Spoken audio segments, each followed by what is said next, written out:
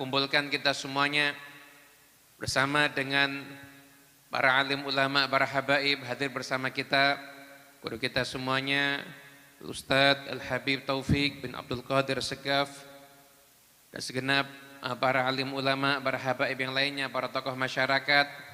Kita doakan semoga guru kita Al-Habib Taufik serta putra beliau dan semua santri-santri beliau menjadi penerus perjuangan Nabi Muhammad SAW dan menjadi kebanggaan Rasulullah SAW. Segenap keluarga besar Pondok Pesantren Sunniyah Salafiyah, baik pusat ataupun yang saat ini kita berada di dalamnya, Sunniyah Salafiyah Besuki, namanya Akhinal Ustadz Fahmi Al-Attas, dan segenap semua yang hadir pada maulid di malam hari ini, insya Allah kita semua gak akan keluar dengan sia-sia. Kita keluar yang punya hajat, hajatnya qabul insya Allah. Yang sedang sakit diangkat semua penyakitnya. Dan insya Allah kita keluar membawa pandangan nadrah khusus dari Nabi Muhammad sallallahu alaihi wa alihi wa sahbihi wasallam. Hasyal karimu yaruduhum atsya wa qad warudu wa aslul judi min dal mamba'i. Mustahil Allah yang maha dermawan akan memulangkan orang-orang yang telah mendatanginya dengan dalam keadaan dahaga, sedangkan sumber pemberian itu adalah dari Allah Subhanahu wa taala. Dan kita duduk di tempat ini mengharap pemberian Allah taala melalui perantara makhluknya yang paling dicintai, yaitu Nabi besar Muhammad sallallahu alaihi wa alihi wa sahbihi wasallam. Hadirin yang dimuliakan Allah taala, tidak ada makhluk yang Allah ciptakan yang lebih Allah agungkan, yang lebih indah dibandingkan junjungan kita Nabi besar Muhammad sallallahu alaihi wasallam. Apabila kita itu mempelajari, kita mengkaji tentang Rasulullah, maka sekalipun itu hal-hal kecil yang berkaitan dengan Nabi, maka kita akan bisa mendapati banyak sekali keindahan ada di situ. Segala sesuatu tentang Nabi itu kalau disampaikan dan yang mendengarkan itu orang yang beriman, maka ruhnya itu akan merasakan kenikmatan apabila disebutkan tentang Rasulullah sallallahu alaihi wasallam. Dalam satu hadis kecil aja, ini hadis kecil dan mungkin kita sering membacanya, namun apabila ini diperdengarkan kepada kita dan kita bandingkan dengan keadaan kita, maka kita akan bisa menyaksikan Nabi SAW itu betul-betul sosok yang semua gerak-geriknya itu penuh rahmah, penuh keindahan, dan tidak bosan-bosannya untuk kita mengkaji dan mendengarkannya.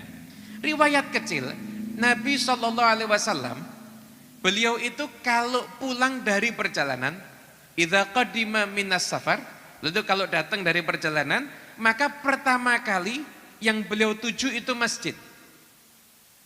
Kemudian beliau sampai sana sholat 2 rakaat. Setelah beliau sholat 2 rakaat, maka Nabi bermain dengan anak-anak Ansor, bisibyani min ahli baitih, daripada keluarga-keluarga Nabi, main dengan anak-anak kecil daripada keluarga Nabi. Ada Abdullah putranya Ja'far bin Abu Thalib, kemudian ada putranya Sayyidatuna Fatimah Zahra. Kemudian biasanya mereka itu dibonceng bersama Nabi SAW.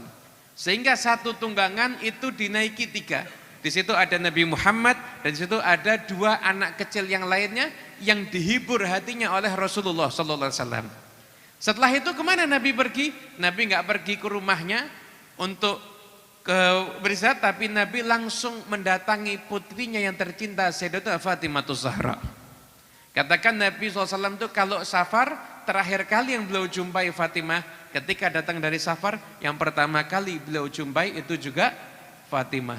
Ketika berjumpa dengan Fatimah Zahra, maka Sayyidatuna Fatimah itu apabila melihat Nabi, maka beliau akan berdiri dari tempat duduknya dan beliau akan mencium Nabi Muhammad SAW, dan Nabi Muhammad pun juga akan mencium beliau dan didudukkan di tempat duduknya. Itulah keindahan hanya dari tradisi Nabi ketika datang dari bepergian, kita sudah merasakan keindahan yang luar biasa. Itulah Nabi kita, Nabi Muhammad SAW. Oleh karena itu, paling rugi manusia itu apabila dia itu, kalau bahasa zaman sekarangnya, kepo. Bahasa zaman sekarang kepo, pengen tahu semua tentang tokoh-tokoh yang ada. Tokoh ini dia pengen tahu ceritanya, tokoh itu dia pengen tahu beritanya, kabar macam-macam ingin dia ketahui, tapi dia nggak ingin mengetahui kabar tentang Nabi Muhammad SAW. Padahal itu semua cerita yang ada, ini semua berita apapun yang ada di medsos kita saat ini kadang-kadang berita-berita yang pasti kadang-kadang nggak bermanfaat, kadang-kadang juga bukan hanya tidak bermanfaat, bisa ngotorin hati kita. Tapi kalau yang Anda cari itu berita-berita tentang Nabi Muhammad, kabar-kabar yang menjelaskan tentang Rasulullah SAW, maka itu yang pertama sudah jelas bermanfaat, dan yang kedua itu adalah sesuatu yang bisa mensucikan hati, menjernihkan hati, dan juga menenangkan hati kita semuanya.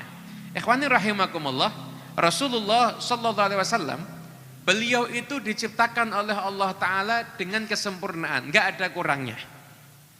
Sampai disifatkan ka'annama qad khuliqta kama tasha'u. Seakan-akan Nabi itu, beliau itu diciptakan by order.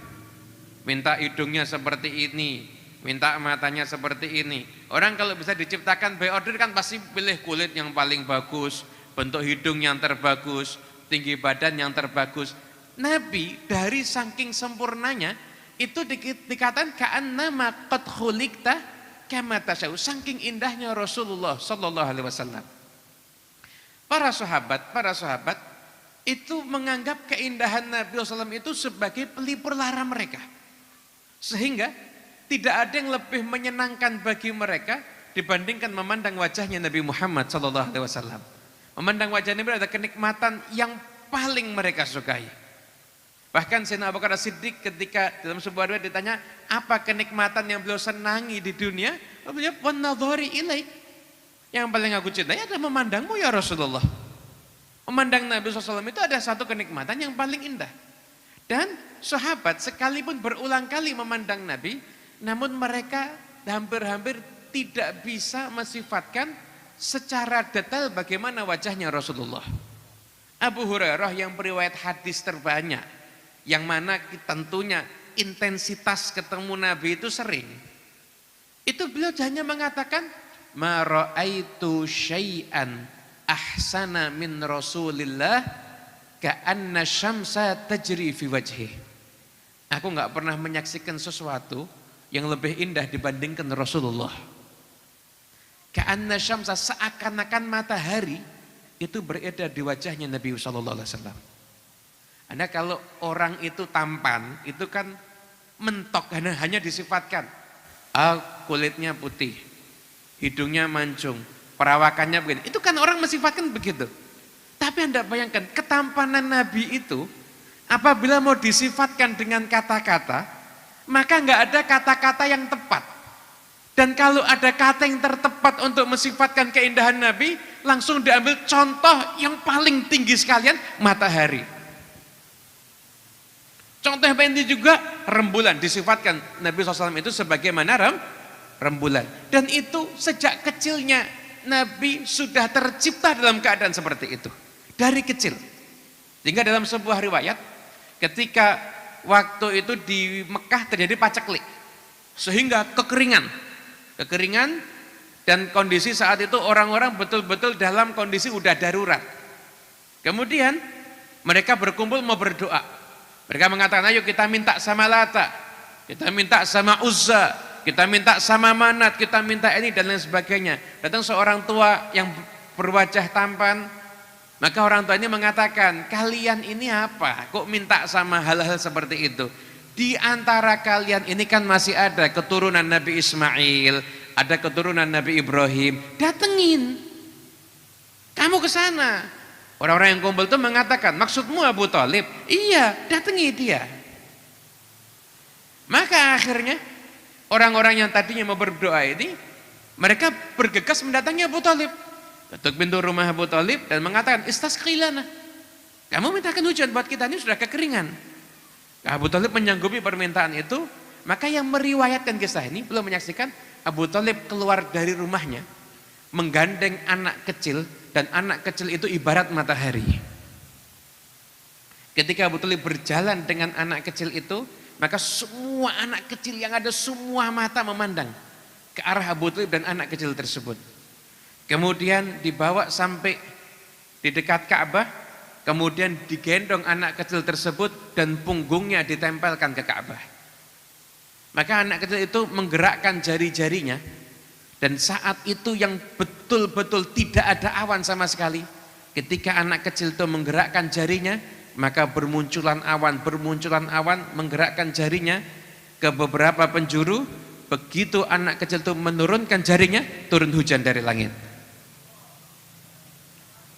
Maka Abu Thalib pun memuji dan menyatakan, wa abyadha yustasqal ghamamu biwajhihi thimalul yatama ismatun lil aramili. Wajah putih yang rupawan, yang wajahnya jadi sebab Allah Ta'ala menurunkan hujan. Pelindungnya orang-orang yatim dan pelindungnya janda-janda yang miskin dan tidak mampu. Yaludhu bihi hullaku min ali hashimin fahum indahu fi ni'matin wa fawadili. Maka orang-orang dari keluarga Bani Hashim, padahal enggak cuma Bani Hashim, semuanya ketika itu yang sudah hampir celaka berlindung kepada Nabi Muhammad sallallahu alaihi wasallam. Dan yang berlindung kepada Nabi, fahum indahu fi ni'matin wa fawadili. Maka mereka kalau sudah bersama dengan Rasulullah sallallahu alaihi wasallam, maka mereka berada dalam kenikmatan dan berada dalam curahan anugerah Allah Subhanahu wa taala indahu ketika bersama dengan Rasulullah sallallahu alaihi wasallam. Hakadha, ini adalah jamal, keindahannya Rasulullah sallallahu alaihi wasallam. Fisik yang indah yang enggak mungkin bisa ditiru. Kemudian apabila kita bahas aroma harumnya Nabi sallallahu alaihi wasallam. Nabi SAW itu asli dari tubuhnya harum. Namun beliau masih sering menggunakan wewangian agar ditiru oleh umatnya. Tapi tanpa wewangian pun Nabi SAW itu sudah sangat harum. Sampai diriwayatkan itu kalau ada orang musafahah, berjabat tangan dengan Rasulullah SAW, maka bau wangi itu tidak akan hilang dari tangannya selama sehari. Seharian penuh aroma harum dia setelah berjabat tangan dengan Nabi Muhammad itu masih terasa karena wanginya Rasulullah SAW.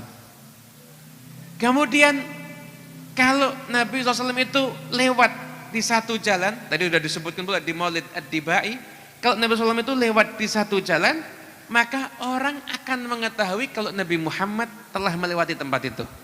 Kenapa? Karena harumnya itu melekat. Kalau udah ada jalan dilewati sama Nabi Muhammad, rumah disinggahi oleh Rasulullah SAW, maka rumah itu akan harum karena ada jejak bekas Nabi Muhammad SAW. Bahkan anak-anak kecil itu mereka sering berebut untuk mengambil tangan Nabi, kemudian ditempelkan di pipinya, kemudian diusap-usapkan di pipinya. Katakan mereka itu kalau sudah menempelkan tangan mereka ke tangan Nabi SAW ke pipinya, itu dikatakan tangannya Nabi dinginnya seperti salju, dan aroma harumnya itu sangat wangi. Bahkan Anas bin Malik mengatakan, aku enggak pernah mencium minyak misik, masyamamtu miskan qat wala ambarat qat adyaba rihin min Rasulillah sallallahu alaihi wasallam. Aku enggak pernah menghirup minyak misik yang asli ya. Yang asli, bukan yang 20.000 dapat 1 liter, bukan. Minyak misik yang asli, bukan yang di toko-toko, yang asli, yang dari rusa itu, yang wanginya itu luar biasa. Itu kata Anas ternyata masih kalah wangi kalau dibandingkan dengan Rasulullah sallallahu alaihi wasallam. Apapun minyak wewangian semuanya kalah kalau dibandingkan dengan harumnya Nabi sallallahu alaihi wasallam. Bahkan keringatnya Nabi Muhammad pun wangi. Keringatnya Nabi sallallahu alaihi wasallam itu pun wangi, dan minyak wangi yang paling istimewa. Dalam hadis diriwayatkan oleh Imam Abu Ya'la, ada satu orang, dia mau mantu, anak perempuannya mau nikah, datang sama Nabi, ya Rasulullah, mau nyumbang aku sesuatu enggak? Jadi dia pengen dapat berkah disumbang untuk pernikahan anaknya dari Rasulullah sallallahu alaihi wasallam. Ketika itu Nabi dalam keadaan nggak punya apa-apa, saya nggak ada apa-apa. Tapi kamu datang ke sini, bawa botol yang ujung botolnya itu besar. Kan botol itu kadang ujungnya kan lebih kecil daripada bawahnya. Ini ujung botolnya itu besar. Kamu bawa ke sini. Oh iya, orang itu datang, bawa botolnya, kemudian apa yang dilakukan sama Rasulullah SAW? Sama Nabi dikasih keringatnya Nabi Muhammad. Dikasih keringatnya Rasulullah SAW. Kemudian Nabi mengatakan, murha falyatatayyab bihi. Perintahkan anak perempuanmu kalau mau wangi-wangian pakainya ini. Maka keringat Nabi SAW itu dibawa ke rumahnya. Itu kalau botol itu dibuka dan digunakan untuk wewangian, maka bau harumnya itu satu desa tercium semuanya. Sampai itu yang di rumah situ dapat gelar Baitul Mutayyibin, rumahnya orang-orang yang wangi. Karena apa? Karena keringatnya Nabi Muhammad SAW. Jadi kalau ada yang mau niru juga enggak apa-apa ya. Ada tetangganya memantu nanti bisa disumbang juga ya. Cuma bukan buat pewangian, buat racun tikus mungkin. Hadirin yang dimuliakan Allah Ta'ala, kata itulah keindahannya Nabi Muhammad SAW. Enggak akan puas telinga ini mendengar tentang Nabi Muhammad. Belum lagi betapa tingginya manzilahnya, derajatnya beliau di sisi Allah Subhanahu wa taala. Pintu surga enggak akan dibuka sebelum yang pertama kali mengetuk dan masuknya Nabi Muhammad. Di arsy tertulis la ilaha illallah Muhammadun Rasulullah. Kalau kita mendengarkan azan, di azan itu enggak ada nama lain. Di azan itu diawali dengan nama Allah, Allahu Akbar, diakhiri dengan nama Allah, la ilaha illallah. Di dalam azan enggak ada nama lain kecuali namanya Allah dan namanya Muhammad Rasulullah sallallahu alaihi wasallam. Enggak ada nama yang lain.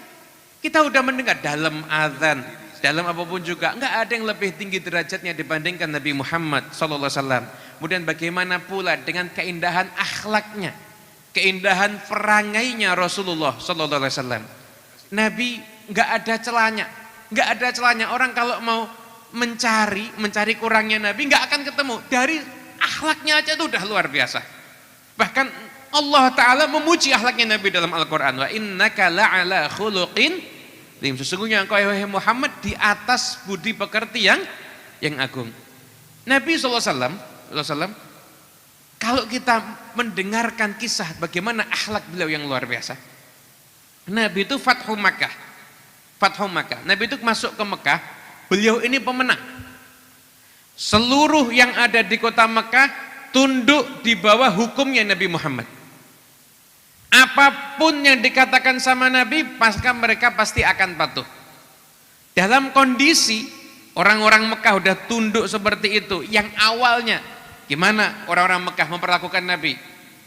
Apa yang belum mereka lakukan kepada Nabi?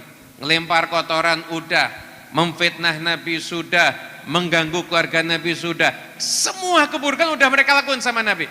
Percobaan pembunuhan kepada Nabi pun juga sudah mereka lakukan.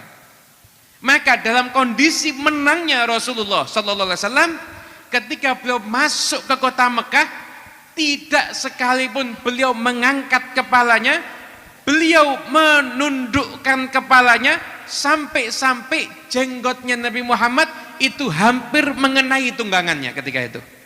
Karena terus menunduk Nabi Muhammad sallallahu alaihi wasallam. Beliau tawadhu, bukan tawadhu untuk dilihat manusia, enggak, tawadhu kepada Allah Ta'ala yang telah memberikan kemenangan kepada beliau. Harusnya orang itu ketika euforia, ketika menang, ketika sukses, pasti refleks dia akan ada perasaan bangga. Tapi Anda lihat bagaimana Rasulullah SAW dalam keadaan yang sesukses itu, semenang itu, dan itu yang memang dijanjikan oleh Allah Ta'ala. Dalam kondisi seperti itu, Nabi SAW dengan penuh ketawaduan, tidak mengangkat kepalanya, terus menunduk membaca Al-Quran sampai jenggotnya itu hampir mengenai daripada tunggangannya. Itu akhlaknya Nabi Muhammad SAW. Kemudian orang-orang Mekah yang di situ ada Utsman bin Talhah. Utsman bin Talhah itu dia pemegang kunci Ka'bah. Dia pemegang kunci Ka'bah. Ka'bah itu ketika direnovasi sama orang-orang kafir, itu dibuat menaiki tangga sehingga yang jaga pintu Ka'bah itu nanti bisa menolak siapapun yang dia mau tolak atau mengizinkan siapa yang mau dia izinkan. Utsman bin Talha ini pernah suatu hari Nabi SAW mau masuk ke Ka'bah, ketika itu sama Utsman bin Talha dicegat, enggak, kamu enggak boleh masuk. Kata Nabi, saya mau masuk, enggak, kamu enggak boleh masuk. Kemudian Nabi mengatakan, suatu hari kunci itu akan ada di tanganku. Suatu hari kunci itu akan ada di tanganku. Kata Utsman bin Talha, enggak mungkin. Kalau sampai itu terjadi, berarti itu adalah hari kehancurannya Quraisy. Nabi, enggak. Kalau itu terjadi, itu hari dimuliakannya Quraisy. Maka waktu berlalu dan ketika Fathu Makkah, ketika itu Nabi SAW meminta kepada Sayyidina Ali ambil kunci Utsman bin Talha. Utsman bin Talhanya pun datang. Kemudian setelah itu kunci dipegang sama Rasulullah SAW. Dipegang sama Nabi Muhammad SAW. Dan Nabi mengatakan kepada Utsman bin Talha, ingat omonganku. Ya, ingat ya Rasul. Maka ketika itu Nabi, ini kunci sekarang di tanganku. Sekarang hari dimuliakannya Quraisy atau hari dihinakannya Quraisy? Kata Utsman, ini hari dimuliakannya Quraisy. Setelah itu Abbas bin Abdul Muthalib paman Nabi minta, ya Rasulullah, saya kan udah dapat sikoyah, bagian ngasih minum orang yang haji. Gabungkan juga sadanah, bagian orang yang memegang kunci Ka'bah. Kemudian ketika itu Nabi justru kunci ini diberikan kepada Utsman bin Talha. Nabi, ini kunci silahkan kamu pegang, tidak akan ada yang ngambil kunci ini dari kamu kecuali dia itu orang zalim. Akhirnya Utsman bin Talha masuk Islam dan Anda tahu sampai sekarang yang megang kunci Ka'bah itu keluarganya Utsman bin Talha. Kenapa? Enggak ada yang berani ngambil. Kenapa? Udah diomong sama Nabi, yang ngambil berarti orang zalim. Sehingga enggak ada yang berani mengambil secara paksa. Dimuliakan sama Rasulullah sallallahu alaihi wasallam sekalipun dia punya rekam jejak dia itu menghina Nabi Muhammad sallallahu alaihi wasallam. Hakadha, itulah akhlak daripada Nabi Muhammad sallallahu alaihi wasallam. Oleh karena itu majlis maulid ini menghubungkan lagi kita dengan Nabi Muhammad. Menghubungkan lagi kita dengan Rasulullah SAW. Habib Abdul Qadir bin Ahmad As-Segaf dalam satu mau'idhahnya yang pernah ditulis oleh Habib Thaha bin Hasan As-Segaf, disitu disebutkan dalam majlis maulid beliau mengatakan caranya hati agar mencintai Nabi itu adalah hati itu ibarat wadah. Jadi harus diisi banyak tentang Nabi Muhammad. Kalau orang itu hatinya terisi banyak sesuatu informasi yang berkaitan dengan Nabi SAW, maka insya Allah itu hati akan bisa mencintai Rasulullah SAW. Jadi kita hadir majlis maulid, dengarkan cerita Nabi, jangan dikira ini nggak ada nilainya. Kita ini tambah informasi baru tentang Nabi, berarti tambah peluang untuk bisa semakin cinta dengan Nabi. Bayangkan kalau satu majlis maulid, kalau 2 kali majlis kita datang, insya Allah itu sudah menjadikan kita ini insya Allah termasuk orang-orang yang mencintai Nabi Muhammad SAW. Termasuk orang yang insya Allah kalau udah cinta Nabi nanti di akhirat berkumpul juga dengan Nabi SAW. Nah, majlis maulid ini menjadikan kita semuanya teringat, terhubung dan terkoneksi dengan Rasulullah SAW. Dan kita pun juga bisa, setiap orang yang mencintai Nabi itu mereka pasti akan mengambil dan berusaha meniru akhlaknya Nabi Muhammad. Kalau kita lihat salafun salih, maka mereka mewarisi sifat rahmahnya Rasulullah. Dan sifat rahmat ini adalah sifat yang merupakan sama Allah Ta'ala dijadikan identitasnya Rasulullah. Wa ma arsalnaka illa rahmatan alamin. Tidaklah kami mengutus engkau wahai Muhammad kecuali sebagai rahmat untuk alam semesta ini. Bukan Nabi membawa rahmat, enggak. Nabinya itu sebagai rahmah. Sehingga di antara nama lain Nabi Muhammad, Nabiur Rahmah. Nabiur Rahmah. Dan kalau kita belajar ilmu hadis, ada namanya hadis musalsal bil awaliyah. Kenapa disebut musalsal bil awaliyah? Karena rawinya akan mengatakan awalu hadisin sami'tuhu minhu. Awal hadis yang aku dengarkan. Apa hadisnya? Ar-rahimuna yarhamuhumur rahman tabaraka wa ta'ala irhamu man fil ardi yarhamukum man fis sama. Yaitu orang yang berjiwa kasih sayang akan disayangi oleh yang maha pengasih dan penyayang. Dan sayangilah yang ada di muka bumi ini, maka Allah yang kerajaannya di langit akan menyayangi kalian.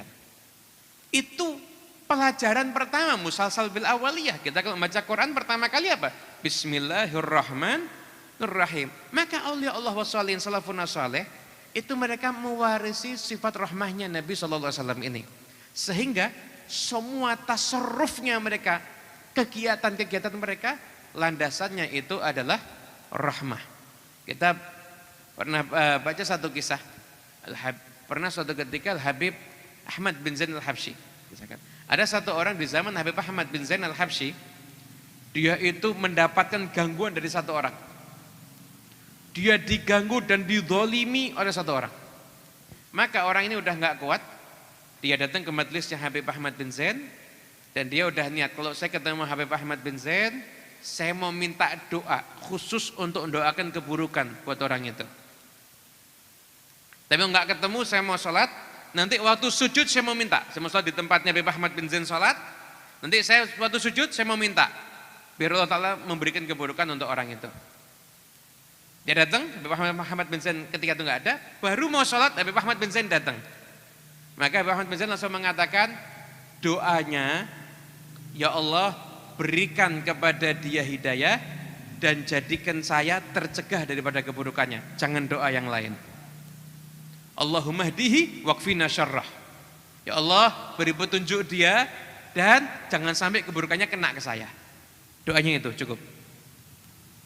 Kemudian orang itu berat, dia mau ngamalkan ini berat loh. Dia pengen doakan keburukan kok. Dia pengen lihat orang yang mendolimi dia itu sengsara. Tapi lihat tarbiyahnya Habib Ahmad bin Zain. Enggak, bukan itu. Itu bukan rahmah. Itu bukan rahmah. Kemudian orang tersebut sujud dalam doanya, ya Allah berikan hidayah pada dia dan jauhkan saya daripada keburukannya dia. Setelah itu tidak pernah orang itu berbuat jahat lagi. Enggak pernah orang itu berbuat jahat. Enggak pernah orang itu berbuat jahat lagi. Barokah daripada sifat rahmah yang diajarkan oleh Al-Habib Ahmad bin Zain Al-Habsyi. Itu seperti itu. Jadi tasarrufnya mereka itu seperti itu. Jadi mereka dalam kehidupannya semuanya landasannya adalah rahmah. Ketika mereka berdakwah juga rahmah. Kenapa? Kesian kalau orang dalam kehidupannya ini orang nggak kenal dengan Nabi Muhammad, orang nggak ngerti ajaran agama. Habib Ahmad bin Zain Al-Habsyi beliau mengatakan ada maulid, ada maurid. Maulid ini yang kita baca sirah Nabi SAW dalam bentuk ikhtisar, ini maulid. Tapi maurid, telaga yang diminum itu adalah ajarannya Rasulullah Sallallahu Alaihi Wasallam. Oleh karena itu kita semuanya udah berkumpul di tempat yang penuh dengan berkah ini, dan kita yakini insya Allah majlis tadi berlangsung dengan penuh khusyuk wal hudur. Ini mungkin percontohan untuk seluruh majlis maulid. Majlis dilaksanakan dengan khusyuk, dengan hudur, aromanya aroma wangi-wangian.